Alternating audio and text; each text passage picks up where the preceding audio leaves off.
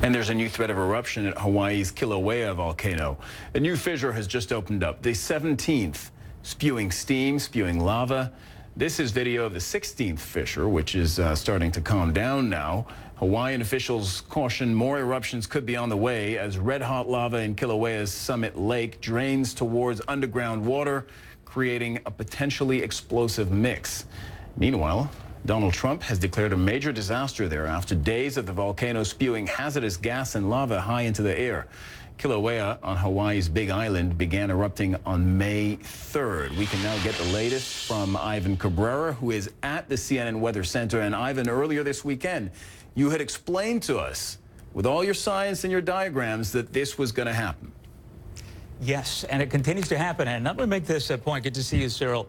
I think this is going to be the main threat. It has been and it will continue to be. Yes, there's a potential for an explosive eruption, and I will get very detailed in 3 dimensions in just a couple of minutes here. But let's recap what's been going on across Kilauea here. As Cyril mentioned, 2 new fissures since we last saw each other, 16, and now in the last couple of hours, the USGS reporting a 17th fissure, and that one looks to be pretty active. The 16th is now closing up. So one pops up, the other one, I mean, this is just quite something here. So that additional fissure is going to be monitored. High levels of sulfur dioxide, of course, are going to emanate from it. And then we're going to be watching for that potential explosive erosion over the next several days. By the way, this is the layout here of Leilani Estates. There's the evacuation zone. There are the closed roads. The new fissures have impacted the eastern area here, so we'll continue to monitor that. But this whole area here, folks, have been taken out of the way with good reason, as you can imagine, as these things continue to pop up just every few hours, every day or so.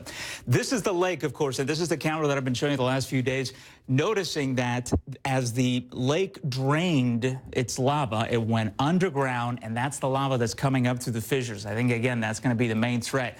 Notice as this continues to go down over the last several days, in one of our last pictures here, we can't see the lava anymore. That's an infrared camera, so the red you're seeing there, that's basically just a heat signature here. So as that lava drops into the crater and into the basically water table, let's talk about what could potentially happen as far as this explosive eruption here as we check in with our volcano. There's the lava.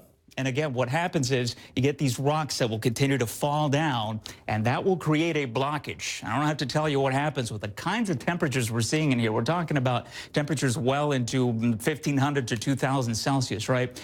Those rocks blocking that passageway at some point are going to give. And once that goes into the water tables you see there, we're going to have, watch out, quite an explosion here. But again, I'm really not too concerned about this. It's going to be a spectacular eruption when it happens. But I think, Cyril, because they have evacuated people out of the way, these boulders, which sometimes can be the size of a school bus, are not going to be impacting many folks. This is going to be within a few meters of the crater here. And before that happens, you must imagine people will be getting out of the way, and that's why they've closed the National Volcano Park there in the Big Island of Hawaii, expecting that explosion.